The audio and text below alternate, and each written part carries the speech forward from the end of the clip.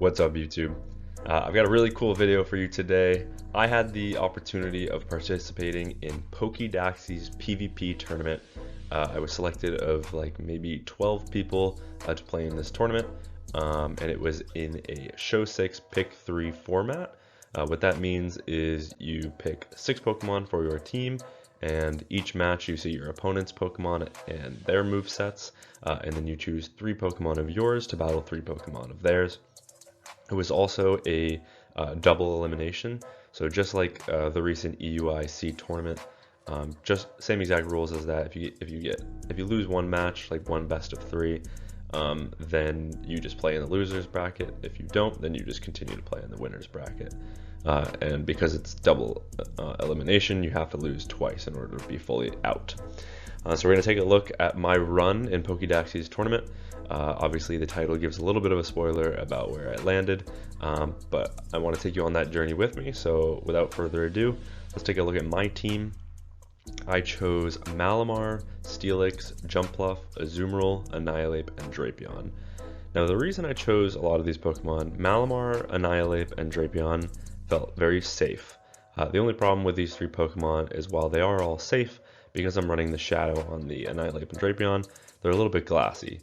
So I needed some bulk to round out the team, and Jumpluff being one of my favorite Pokemon, still Shadow, so not the bulkiest, but it's definitely a really bulky mon in general, and then Steelix and Azumarill as well, so kind of a balance there. We've got some good coverage across the board, and as far as movesets, if you've watched my channel before, you already know that I run Steelix with Thunder Fang, Psychic Fangs, and Earthquake, and Annihilape with Close Combat instead of Ice Punch. But yeah, let's take a look at the bracket. So here is the bracket for round 1. And in my first match, I am up against Q-Man Neil. And like I said before, each match is a best of 3 double elimination. So Q-Man Neil has chosen Dunsparce, Corviknight, Clodsire, Mandibuzz, Primeape, and Morpeko for his 6. His Mandibuzz is on Snarl. His Primeape is on Close Combat instead of Ice Punch.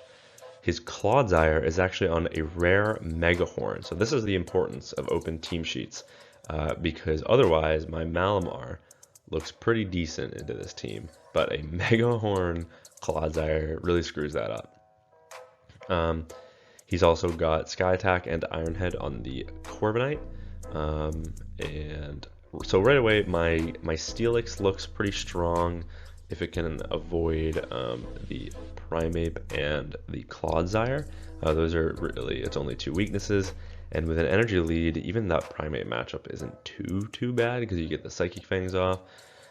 So I'm thinking about just using this a safe route and going with the team that I used to hit Legend for the first match, and then just kind of go from there.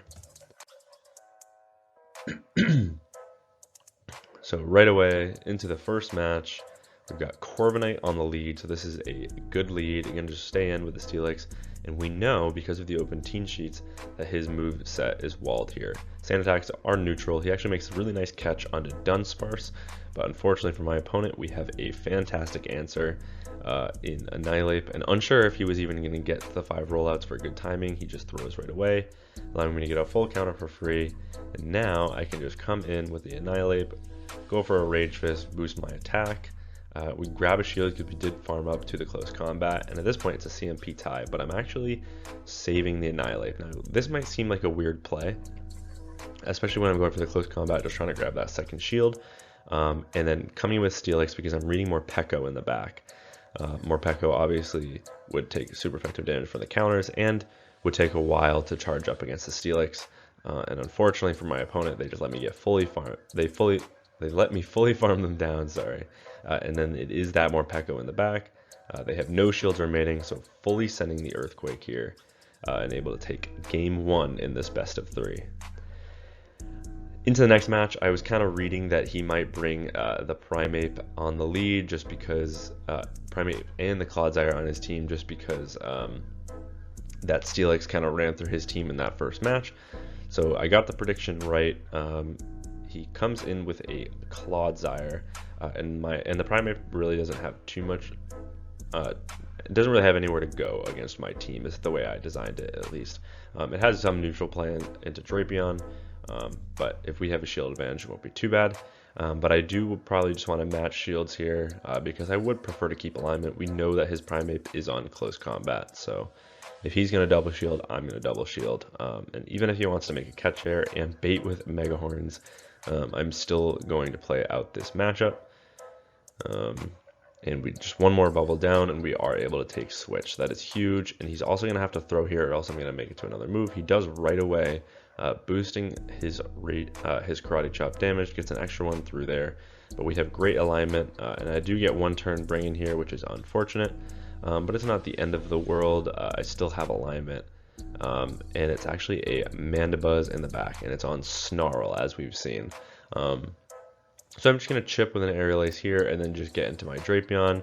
Drapion resisting the Snarl here. So we've got just great alignment in this match. And he does, I think he accidentally goes for the Dark Pulse. This time he goes for the correct move of Aerial Ace, but at this point I'm at back-to-back Aqua Tails, and he is 2 more Snarls away from his next Aerial Ace. There's 1, so he should be exactly 1 more from another Aerial Ace. And even if he does throw before I get to my next move, which he does, we can just Fairy Wind farm down completely because we know he's energy dry at this point, and he does come back in with the Primeape. 1 Aerial Ace from this range from a Shadow Jump Pluff is enough to KO the Primeape, and I go for good timing just because I can, and we are able to take game 1 best of 3. So here's a look at the bracket again. My next opponent now after that 2-0 is AFM Hughes, who received a bye in his first round. So he's a bit of a wild card. We're not really sure how strong this opponent might be. AFM Hughes has chosen Clodsire, Primeape, non-Shadow Alolan Sandslash, Shadow Whiscash, Mandibuzz, and a Azumarill for his 6. He is opting for Scald over Blizzard on the Whiscash. He's running a Snarl Mandibuzz as well, Close Combat on his Primeape, Sludge Bomb on Clodsire, and Ice Beam Play Rough on Azumarill. Into his team, Annihilape looks super safe, and Malamar looks pretty neutral as well. So I'm thinking about pairing them with an answer to Azu and Mandy on the lead, which neither really want to see, so probably just the Steelix there.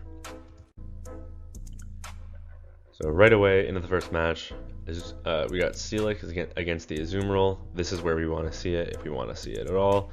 And we've got Malamar and Annihilape in the back. Funny enough, both of those Pokemon actually do win the 2s. So if we didn't get alignment here, we could just 2-shield through that matchup and come out with alignment. But fortunately, we do have it on the Steelix. And because we've seen it here, we know we just don't have to shield anything, and we're just going to run with 2 shields of whoever is in the back.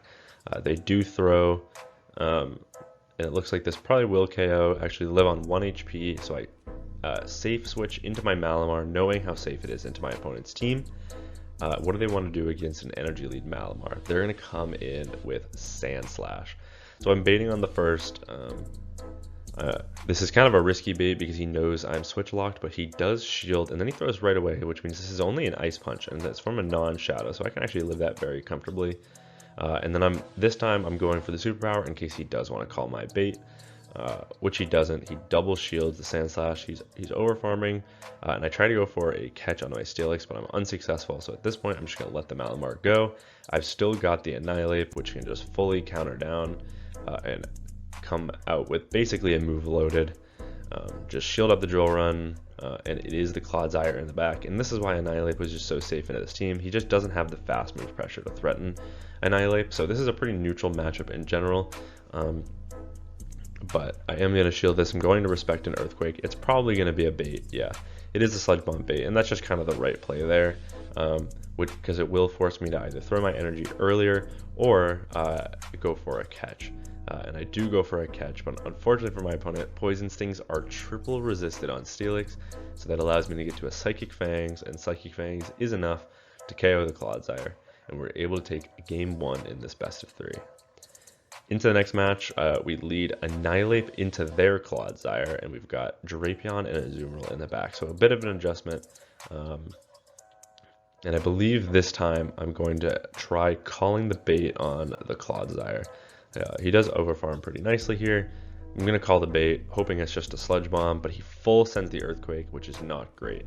At this point, I am just going to go for the Rage Fist, get off this boosted Rage Fist, and then I might even try and counter down because counters are chunking away, but he does get the full farm down. And at this point, I'm going to come in with Drapion, because I think if I can get a double resisted Poison Sting farm down, then I'll be in good shape. But unfortunately he baits, which means he can make it to another move, so I'm kind of forced to throw my energy. And he shields, so he wants to get off this earthquake and grab my second shield, which he does. So already not looking like a great spot. He's got switch and shield advantage, and then he comes in with a zoom roll. So over farm, my energy is walled there, so I have to just kind of bank that energy and then match my own zoom roll, because I want to see what is that last Pokemon in the back. And unfortunately it's a Alolan Sandslash. So this is obviously not a great matchup for us. We're definitely playing behind here, and because it's the non-shadow, it can take these play roughs a lot more comfortably. And at this point, even my switch timer will be up after I get to this move. So just gonna snipe with an Aqua Tail. I've got basically 3 Aqua Tails loaded, so my opponent really can't afford to shield here. And now I just need a defense drop from one of these crunches, because that is probably my only win condition in this match. We don't get it, and unfortunately my opponent is already at another move, so I'm not gonna be able to use this energy. So we probably are looking at a loss in game 2. I think what I should have done is probably tried to overfarm and not throw that second play rough onto the Sandslash, try and bank that, and then try and snipe with the Drapion, because we did have so many moves loaded. Of course we would have had to go for harder hitting crunch, but you know, you don't know those things in the matchup. So leading into the third match, we recognize Drapion is pretty safe in other teams, so we're running it again. This time I'm just gonna go straight Aqua Tail. Obviously he does have super effective coverage with the earthquake, but I can get to 2 Aqua Tails before he decides to even throw his energy, which is really nice. And then he just overfarms slightly, and now he's going for a move. I call the bait here, and that is a success. So getting that bait call right is absolutely huge. He does go for the sludge bomb, and now we are just in a pacing advantage here. And even though this is likely just a second sludge bomb, no, he actually full sends the earthquake, which means we have a huge pacing advantage here. He tries to go for a catch, and I end up throwing anyways for no reason at all. But I can see the reason actually. I've got 2 Pokemon that are weak to a zoom roll in the back. So I kind of just have to stay in this matchup and just go for as many moves as I can. Getting off a 3rd move here, which is really nice. These moves plus the poison things have actually gotten this zoom roll all the way into the red.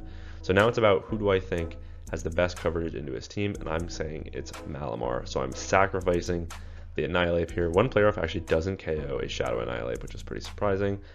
He is at a 2nd player off already. Only throws the Ice Beam for some reason, but he was out of play rough, so I do shield that up. And now what wants to take Malamar energy? And there it is. It is the Sandslash in the back. So going for the superpower here. They've got no shields remaining. 1-hit KO.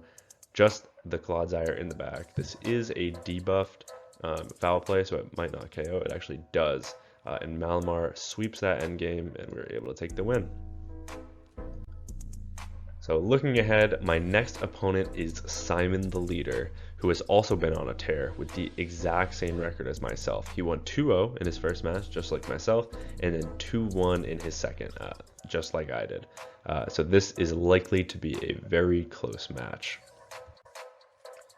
Simon the Leader has chosen Shadow Kanto Marowak, Shadow Annihilate, Ariados, Shadow for Alligator, Emolga, and Dugong for his 6. So he's got a very glassy team in general, and very interesting picks all around. I mean, there's a lot of meta here, don't get me wrong, but Emolga is a pretty spicy pick, so that's cool for my opponent. His Ariados is on the standard moveset, and he's opting for Ice Punch over close combat on his Annihilate. Into this team, I think Malamar looks like pretty much unstoppable. It's got neutral play at worst, so I'll likely bring it probably every game. So we're leading Steelix into a Dugong. So this is a pretty neutral matchup. Dugong does win the zeros only if they go straight drill run. And I have not faced a single Dugong who has gone straight drill run. They always throw at least one AC wind for whatever reason, maybe expecting a bait, because it's clear that 2 KO. But I'm okay losing this matchup. I want energy on my Malamar. So I'm shielding nothing, and if they decide to bait here, then I'm just going to fully farm down, take switch, and come out with even shields. So what do they want to come in with? It's an Ariados. So I'm going to get off this Psychic Fangs. I've got 2 answers to Ariados in the back, so yeah, I don't hate this switch. Coming in with Malamar right away. These Sidewaves with the debuff are doing so much damage that even though Lunge is double super effective, I can probably get the full farm down. He does come in with the Emolga, recognizing he's not going to make it to a second move, but Emolga is really glassy, unfortunately, for my opponent, but he throws on absolutely perfect timing. 1 Acrobatics, is it enough to KO? It is. So now I'm in a bit of a tricky spot because my Steelix is low, but I think Thundershocks being double resisted actually puts me in a pretty good scenario here. He is forced to throw his energy before I make it to a Psychic Fangs. I'm just going to let this go. I still can come in with a jump bluff. He makes the right play of switching instantly into his Ariados. So now it's about whether I can make it to 3 aerial aces before he makes it to 3 lunges. So this is absolutely a race. I also have to be aware of the switch timer because my opponent could look to try and get a catch onto my 3rd aerial ace, because at that point the switch timer will be up. So farming up to the back-to-back. He's only got 1 shield, so he can only shield 1 of these. And I believe he is 2 away right now, so there's 1, and we would have lost CMP, so absolutely huge that he just gets to the lunge there. And then it's Fairy Wind versus Thundershock, and we actually even make it to an aerial ace, and even though this is resisted from this range, it will be enough to KO, and we just barely take game 1 in that best of 3. Into the next match, I lead Jumpluff into Dugong. I'm running the exact same team, but in a different order. I safe switch into the Malamar, and he stays in the matchup. So clearly, I mean, we know how weak he is to Malamar in general. So we're just going to eat this Icy Wind. Unfortunately for me, I don't think I'm going to be able to win this matchup. So I'm just going to go for the superpower here. This will do a decent amount of chip. But his Dugong does have really safe play, but he wouldn't be able to get the full farm down, so he is forced to throw, which is really nice. He does go for the Icy Wind. At this point, I just come in with Steelix, get an energy lead, because Steelix with an energy lead is pretty unstoppable into his team, and that is why he makes a switch into Ariados, recognizing I've got only Jumpluff and Ariados, only Jumpluff and Steelix left. So a very nice play from my opponent there. But unfortunately, locking Ariados in this matchup isn't great for Ariados either. So I think at this point, I'm just going to go for the full farm down. I probably will, yeah. I got to use my shields at some point. So shielding a boosted Trailblaze is not a bad idea. Unfortunately, just not quite able to get there. But we do catch a double resisted Trailblaze. He's going to come back in with that Dugong. And he actually makes a really nice catch after getting 2 free ice shards through onto his Emolga. Everything is resisted here. So my opponent doing absolutely everything he can in this matchup. But we do just have a team comp advantage, I think. But we do have Steelix, which we need to absolutely run away with this game. We're going to save all shields for our Steelix here because it has play into both the Pokemon remaining. Going for the Psychic Fangs right away, hoping to get that, well, 100% chance of getting that debuff, which means these Thunder Fangs will do so much more, and they actually don't throw a move, so we're just going to take this out, and at this point that means we can save the shield for the Steelix if they get to a drill run, which they don't, and we're able to take that win. So that is a clean 2-0. My next opponent is Golf Professor. He's the only other opponent to not drop a single match. He is a regular leaderboard player and currently at 3,300 elo in Legend. This is bound to be my most challenging opponent yet. Obviously, being in the winner's bracket, we're bound to play some really good players, but I mean, he hasn't dropped a single match, so let's see how this goes. Golf Professor has chosen Ariados, Mandibuzz, Non-Shadow Annihilate, a beautiful shiny Clodsire, Dunsparce, and Shadow for Alligator for his 6. His Ariados is on the standard moveset, and his Mandy is actually on Air Slash. So the first Air Slash Mandy.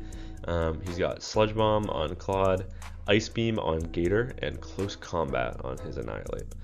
Into his team, Malamar once again looks super strong as long as it can avoid that Mandibuzz. So I'm probably going to be bringing it with 2 answers to Mandibuzz in the back. All right, Golf Professor, let's see what you got. We lead Malamar into Clodsire, so this is obviously a great lead. He gets out into the Ariados, so we chunk with the Psy Waves, and then we go for a lunge catch on the Steelix. Were we successful? No, he does reaction time, goes for the Trailblaze, but we are able to Thunderfang his Ariados all the way down. We can even take another Trailblaze, but I do want to at least grab a shield back if I can. Which we can. I'm surprised he shields that there because I can survive another Trailblaze here, and he's not going to be able to Poison Sting me down, even though he gets me deep into the red because that is triple resisted. So we have Switch, we have shield advantage, we are in an absolutely fantastic position so far in this first match. We even get an Earthquake off on that Clodsire, which is great. And we're going to throw a foul play before he even throws his first Earthquake, which is huge because this will either grab a shield or do a lot of damage. I wouldn't even be surprised if I shield this because we know how weak he is to Malamar, but it is the Mandibuzz in the back. This is the Air Slash Mandibuzz, but at this point, it would have been nice to just save 2 shields for the Azumarill, but we get off the superpower. He actually shields that, which is kind of surprising, not knowing what I have in back. But now we can align our Azumarill, and we just kind of have to be wary of a catch onto his Clodsire, but even with a catch, this match will be incredibly hard for him to get out of a loss here. Go for the play rough on the first. That does put him in Ice Beam range after these bubbles. Just watching for that catch, overfarming slightly. He doesn't go for it, not even throwing a move. I think he's recognized he's lost at this point. And we are able to get the bubble down and take game 1. Into the next match, we lead Steelix into Feraligatr. The reason I led Steelix in the second match was because I had a feeling he was going to bring Feraligatr because it's just neutral into everything on my team. So it kind of makes sense that he would run it here, which is why I ran the Thunderfang Steelix on the lead, because we can force alignment no matter what. We just have to double shield through this matchup and we will come out with loads of energy.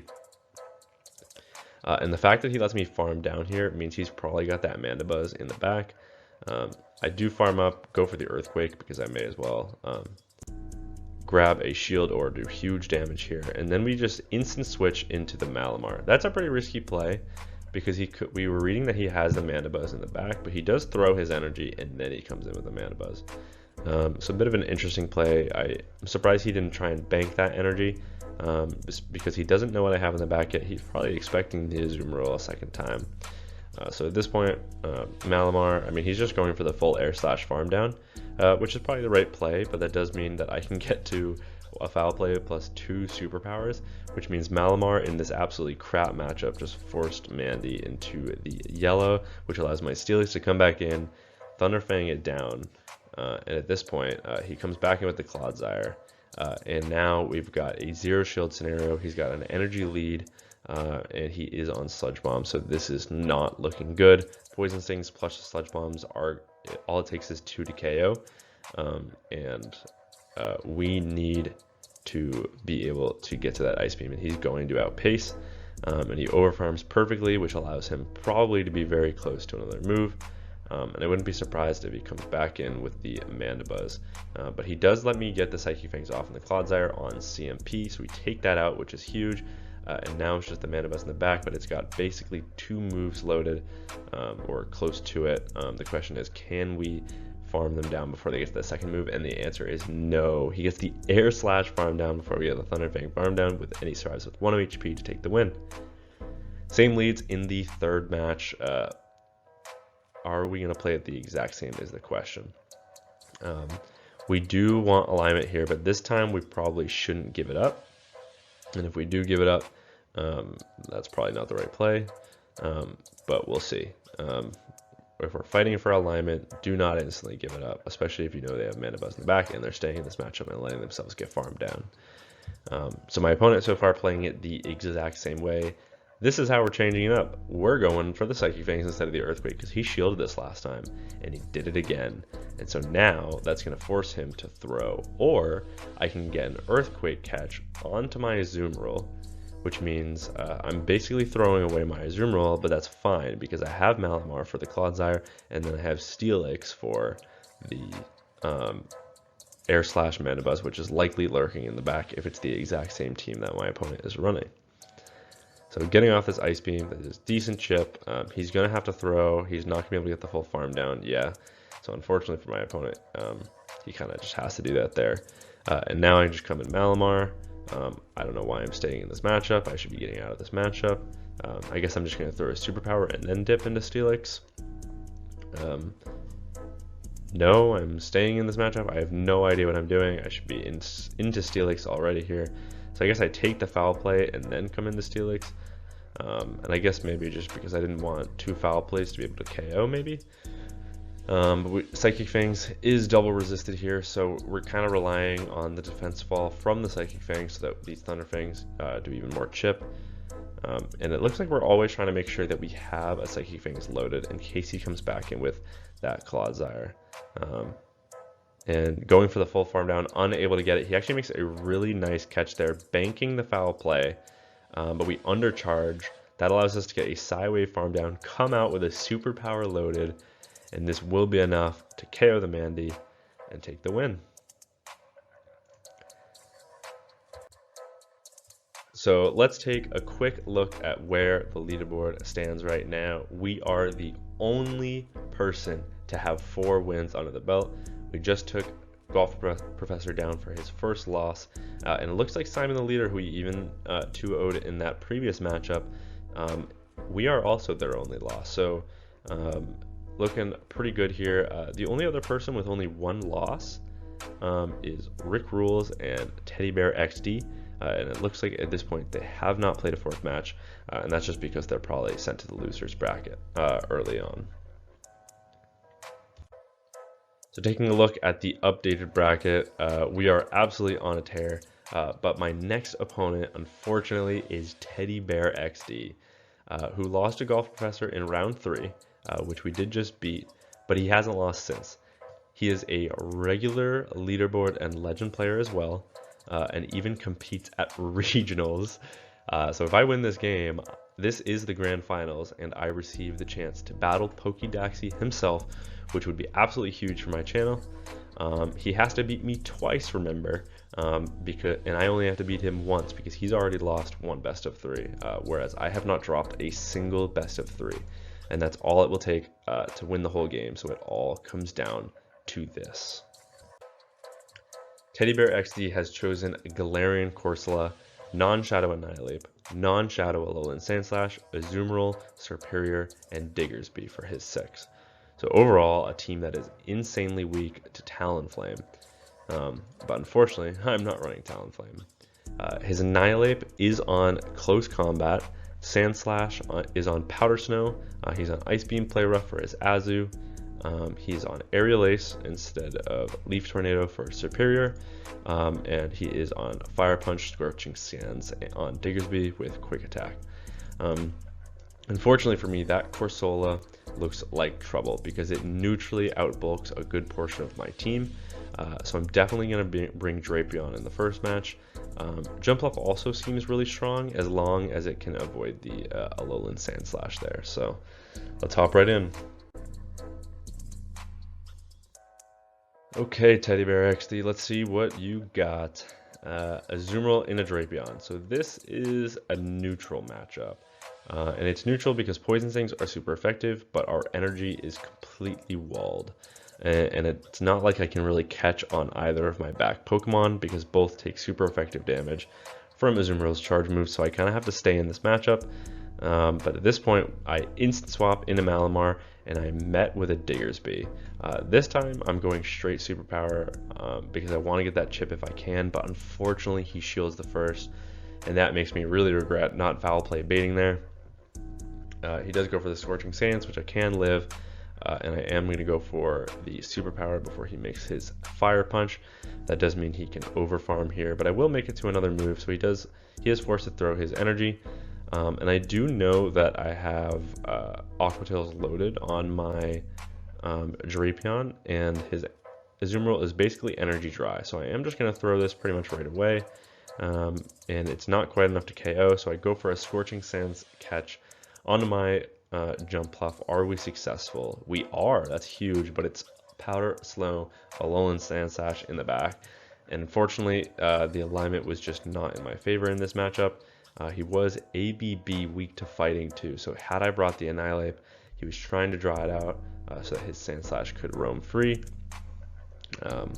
But unfortunately for me, the alignment was not in my favor, and it's going to be very hard to work out of this matchup. I'm doing what I can. I'm going for the Aerial Ace spam so that my switch timer does come up sooner, and I do get into Drapion and get off the Aqua Tail on CMP, which forces him to throw his energy.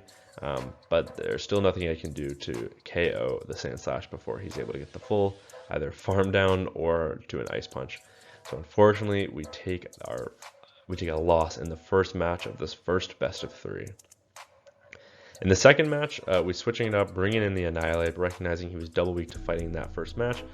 And at this point, I am staying in with Malamar because this is a very neutral lead, and we do grab a shield early on. That's really nice. This should force him to throw back-to-back Ice Punches right away.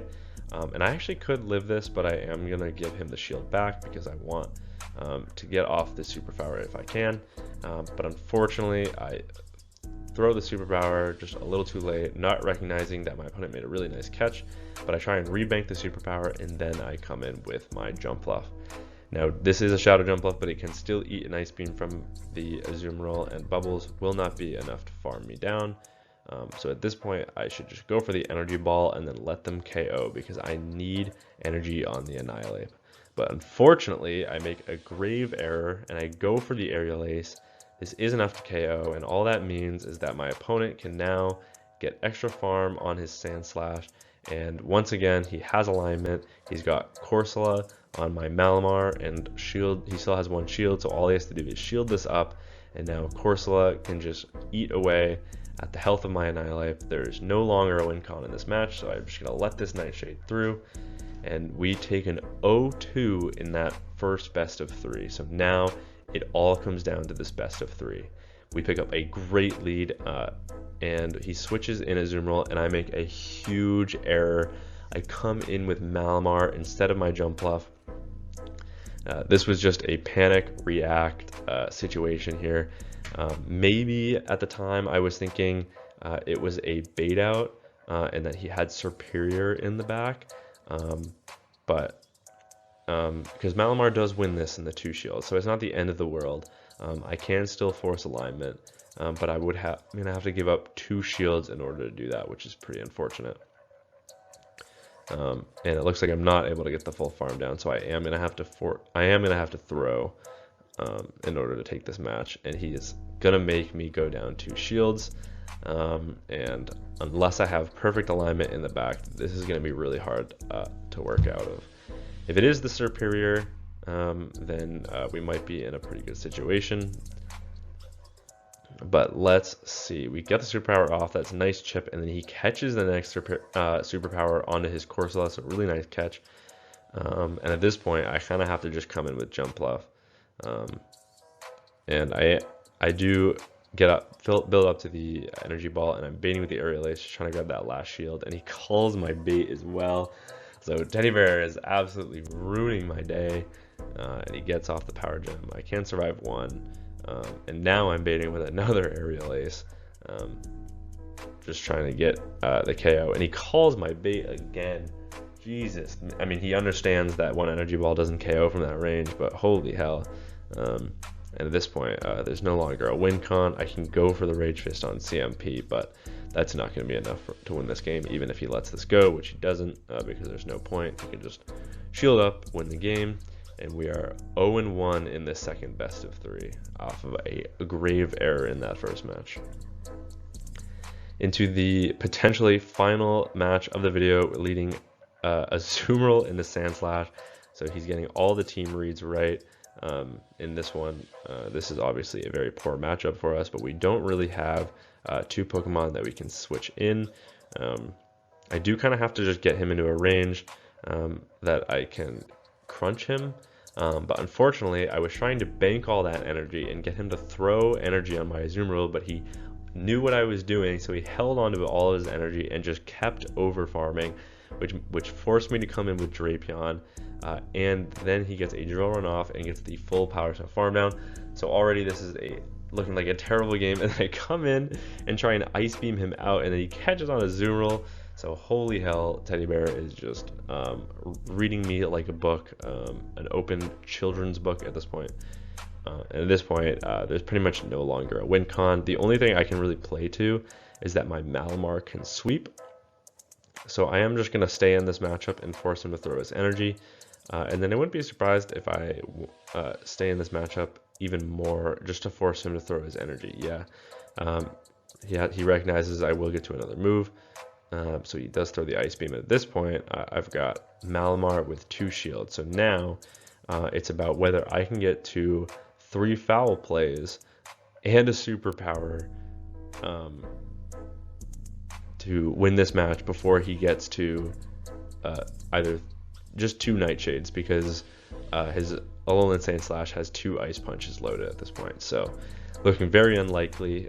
He does let the second foul play go too, because he knows he can survive that, and I have to shield this, but we know he's just going to combo play with the Sandslash, which is exactly what he does. 1 Ice Punch probably isn't enough to KO, but he's got 2, so it doesn't matter, and we've got no shields. So unfortunately, even with a huge advantage going to that last match, Teddy Bear is able to take the win, and we do lose some pretty grave errors, that best of 3 and the entire tournament in that last match. So taking a look at the final bracket standings, we were on an absolute tear in the winners bracket, winning absolutely every single match until we faced Teddy Bear, which I don't know how he lost to Golf Professor 2-0, because he was an incredible opponent. And it's funny because in the losers bracket they ended up playing each other again, and he beat Golf Professor 2-0, and then he was able to take the win against me twice for the win. So here is the final look at the standings. We've got first place with Teddy Bear, second place with myself, and then Golf Professor in a third. So 3 legend players taking the leaderboard, or not leaderboard, but taking gold, silver, bronze pedestal there. But yeah, I hope you guys enjoyed this competition of the POKEDAXI tournament, and until next time, peace.